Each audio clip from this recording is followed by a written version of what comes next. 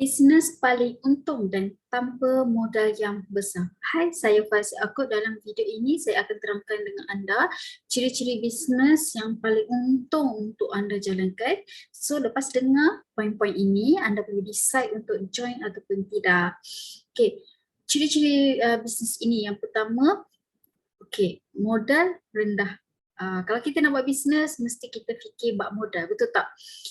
Mungkin kita dah ada mungkin anda dah ada record dengan bisnes sebelum ni yang gagal, dah laba, modal yang besar, kemudian rugi. Jadi mungkin anda nak jump ke bisnes lain, anda akan fikir bab yang pertama adalah modal. Jangan risau, bisnes ini adalah bisnes yang modalnya rendah. Daftar RM35 pun anda dah boleh start bisnes ini dan boleh akses dengan pelbagai tools yang kita sediakan.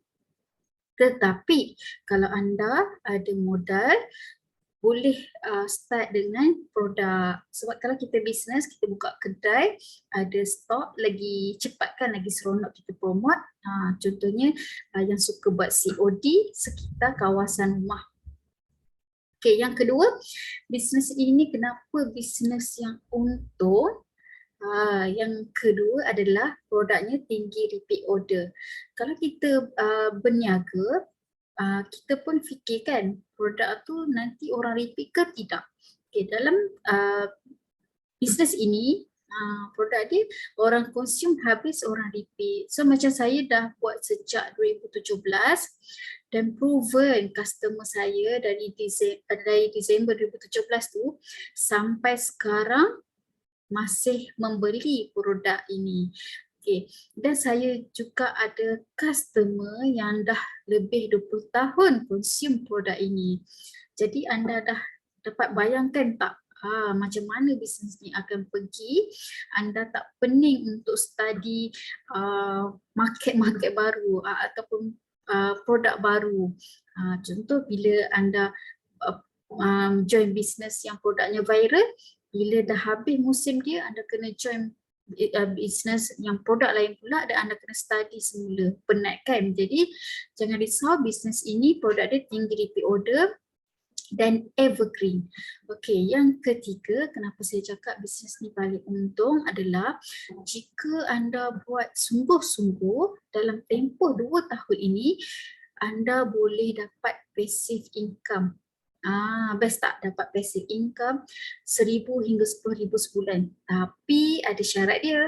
Anda kena konsisten ikut sistem yang kita sediakan. Proven, saya sendiri letak 2 tahun untuk saya buat secara serius, tetapi dalam tempoh setahun yang pertama saya telah capai pendapatan 4 angka sebulan dan kini dah capai 5 angka sebulan. So anda rasa untung ke tidak? Untung kan? Jadi kalau anda rasa bisnes ini untung, anda boleh cepat-cepat sign up dengan Sigma Empire. Saya Faiz Akut.